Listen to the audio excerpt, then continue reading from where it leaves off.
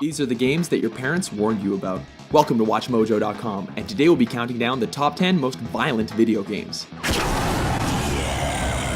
Yes! Please be advised, the following, as you should expect, contains mature content. It's also pretty gross.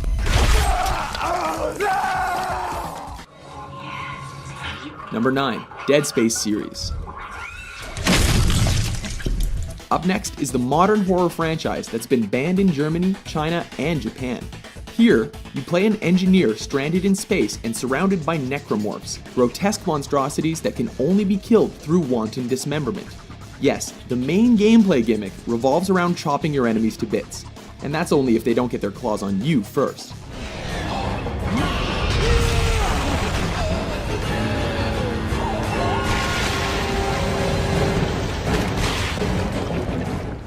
My death will not lead you to...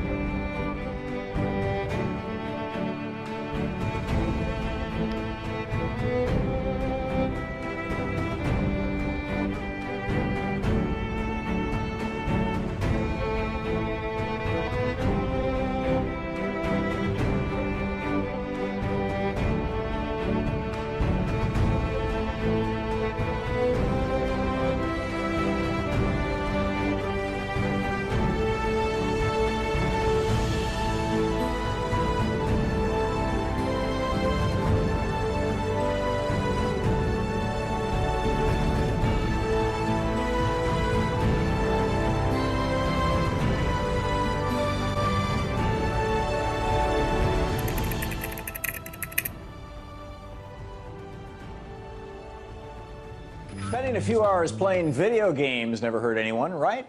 Well, think again. The results of a new study presented this week at the annual meeting of the Radiological Society of North America in Chicago shows that playing violent video games measurably alters the regions of the brain associated with cognitive function and emotional control after just 1 week of game playing. For the study, healthy adult males, we're not even talking about children here, this was young people, men ranging in age from 18 to 29, who were not already avid video game players, were randomly assigned into 2 groups. Members of the first group were instructed to play a violent video game for 10 hours at home for a full week, and then for the following week not play the game, refrain from playing the game.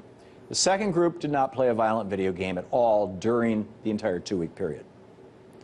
Each group of men underwent functional magnetic resonance imaging, or fMRI, each individual, all of them, at the beginning of the study, with follow-up exams at 1 week and 2 weeks. fMRIs are a special kind of MRI scan used to measure the change in blood flow related to neural activity in the brain. And since every part of the brain needs blood to function and calls for more blood when working hard, an fMRI actually lets you see both the brain structure and the brain at work. During the fMRI, the participants completed an emotional interference task, pressing buttons according to the color of visually presented words.